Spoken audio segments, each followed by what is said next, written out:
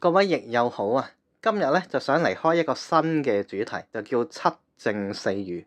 其實我都唔係研究咗好耐嘅啫，咁所以一路學就一路拍片啊。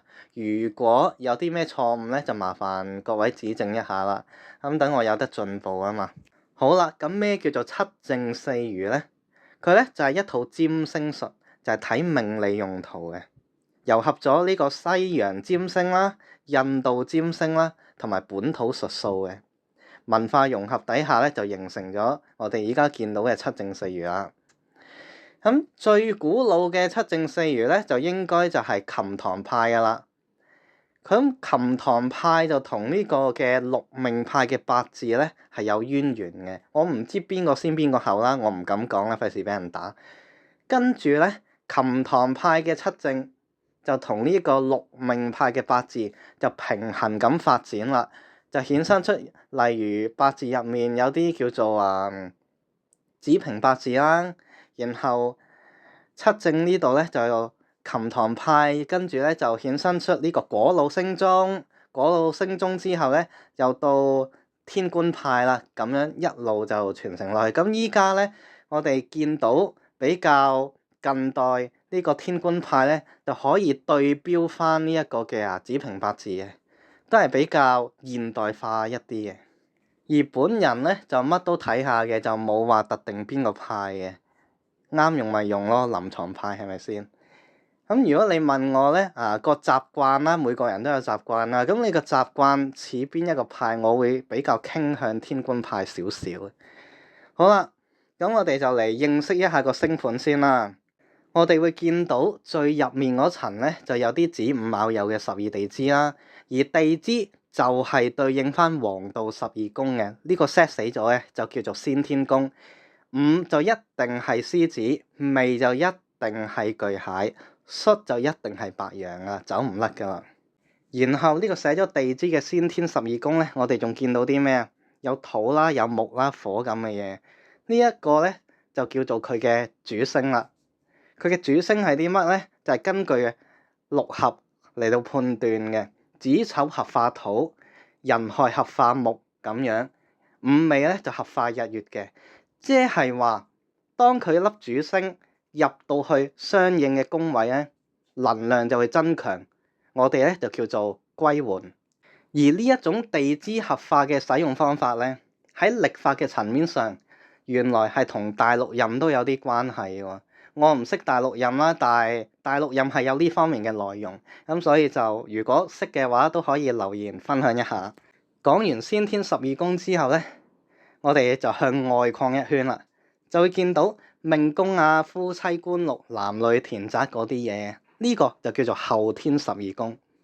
佢咧係根據一個人嘅出世年月日時，再去進行計算，得出你出世嗰一刻嘅地平上升宮係乜嘢位置，就係對應翻西方占星嘅第一宮，亦即係上升星座啦。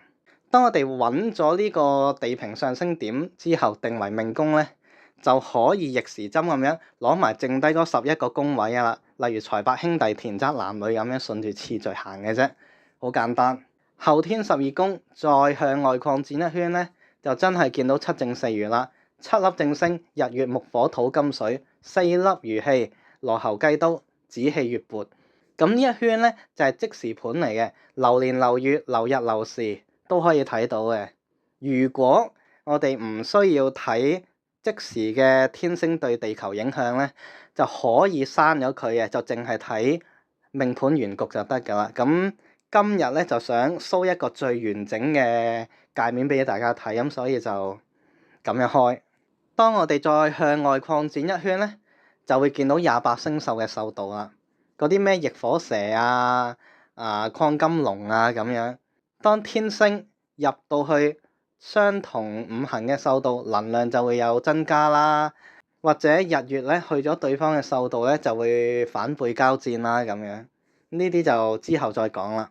28星宿再向外擴展一圈咧，就會見到命盤原局啦，都係有七正四餘喺入面嘅。佢就根據你嘅出世年月日時啦，就 set 死咗咧，係咁就咁噶啦，就唔會喐嘅。原局嘅天星盤外圍一圈咧就叫流月神煞啦。佢係有一啲神煞係每年變啦，有一啲就係每個月變啦咁樣。佢係會喐嘅，都係一個活盤嚟嘅。咁流月嘅神煞在外邊咧，就係大運啦，係根據命盤嘅原局就 set 死咗，唔會喐噶啦。咁神煞之後咧，再外圍一圈啦，係成個七正四餘嘅盤最外圈啦，就有一啲唔按比例、唔係平均分割嘅數字啦。咁呢一個咧就叫動微大限啦。有一啲限咧佢就密集啲啦，有一啲限咧就疏離啲嘅，就係睇一個人一世噶啦可以。最後我哋翻去正中心嗰粒圓心啦，就會見到28星宿嘅邊一個宿啦，幾多度啦嚟到立命嘅。咁呢個咧又係根據上升宮嚟到判斷嘅。而我哋頭先講過啦，上升點咧就係命宮啦。出世嘅年月日時嗰一刻，太陽喺你所在嘅位置嘅邊一個方位從地平線升起咧，呢個就叫地平上升宮啦。而我哋再攞更加準確嘅嗰一點喺嗰個上升宮嘅邊一點咧，入咗邊一個星宿嘅宿度咧，呢個就叫做上升點啦。呢一個我哋就會叫做命道主啦。七正四餘個界面望落去好似好複雜，亦都有啲人話同天星天文學有關嘅嘢係好難學嘅，冇基礎係學唔到嘅。其實我可以好大膽咁同大家講，要入門嘅話咧，係唔需要理太多嘢嘅，可以好簡單，識幾樣嘢就得㗎啦。宮同埋星之間嘅關係，星點樣影響個宮咧？宮又會點樣影響個星咧？同宮、對宮、三方宮，最多加埋個同落嘅啫。仲有就係28星宿嗰個度數對嗰粒星嘅能量加成啦。入門就係呢幾樣嘢就得㗎啦。搞清楚關係先，之後咧再學星格都未遲嘅。今日要分享就去到呢度啦，多謝各位。